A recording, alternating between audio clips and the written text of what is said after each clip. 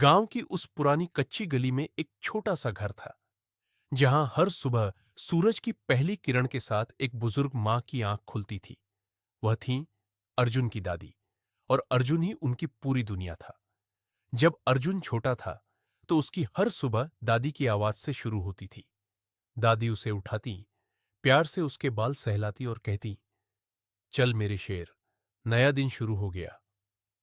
अर्जुन दादी के बिना एक पल भी नहीं रहता था। खाना दादी के हाथ का, कहानियां दादी की, और नींद भी दादी की गोद में ही आती थी।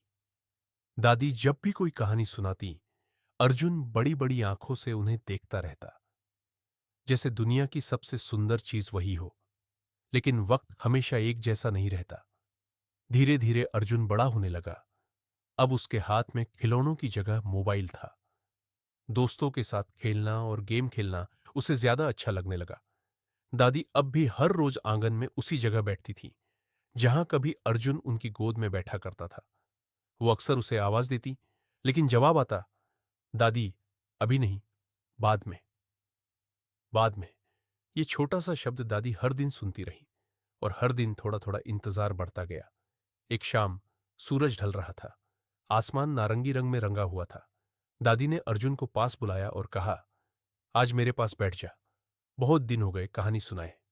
अर्जुन ने बिना उनकी तरफ देखे कहा, दादी, अभी मैच चल रहा है, बाद में बैठता हूं। दादी मुस्कुराई, लेकिन उस मुस्कान में हल्की सी उदासी थी। उन्होंने कुछ नहीं कहा, बस चुपचाप आसमान की तरफ देखने लगी।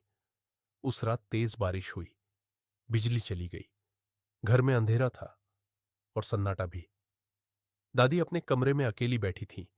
उनके हाथ में अर्जुन की बचपन की एक पुरानी तस्वीर थी। तस्वीर में छोटा सा अर्जुन उनकी गोद में हंस रहा था।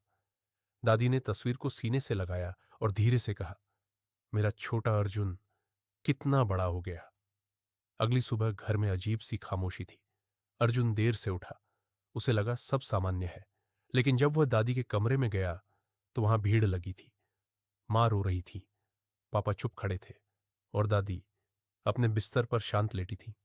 दादी अब इस दुनिया में नहीं थी। अर्जुन के हाथ से मोबाइल गिर गया। उसे कल की बात याद आई। दादी ने उसे बुलाया था, बस कुछ देर बैठने के लिए। वो बैठ सकता था, एक कहानी सुन सकता था, उनका हाथ पकड़ सकता था, लेकिन उसने कहा था, बाद में। और अब वो बाद में कभी नहीं आएगा। अर्जुन दादी के पास बैठ गया, उनका ठंडा हाथ अपने हाथों में लिया, और पहली बार उसे समझ आया कि समय किसी का इंतजार नहीं करता। जो लोग हमें सबसे ज्यादा प्यार करते हैं, हम अक्सर उन्हीं के लिए वक्त निकालना भूल जाते हैं। कुछ दिन बाद आंगन में वही पुरानी चारपाई खाली पड़ी थी, लेकिन अर्जुन अब रोज वहां जाकर बैठता था, आसमान की तरफ देखता और मन ही मन दादी से बातें करता। शायद उसे अब समझ आ गया था कि प्यार जताने के लिए बाद में नहीं कहते, क्योंकि कभी कभी एक छोटा सा बाद में हमेशा के लिए देर कर देता है। अगर आपके घर में भी दादी या नानी है, तो आज ही उनके पास बैठिए, उनकी बातें सुनिए, उनका हाथ पकड़िए, क्योंकि दादी का प्यार कभी दोबारा नहीं मिलता।